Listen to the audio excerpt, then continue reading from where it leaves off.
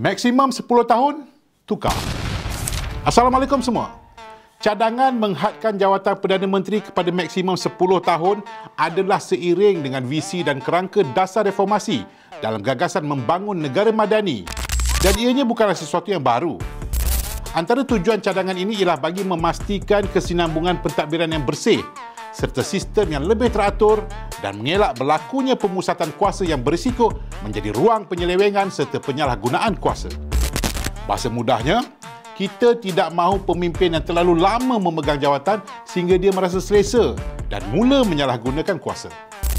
Cadangan ini turut mengambil kira lanskap geopolitik hari ini dan masa depan yang memerlukan iltizam semua pihak bagi memberi ruang kepada generasi baru untuk memimpin negara.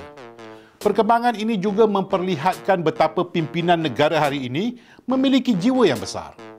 Bekerja bukan untuk kepentingan peribadi, sebaliknya bekerja untuk kesejahteraan rakyat dan negara. Beginilah cara madani bekerja.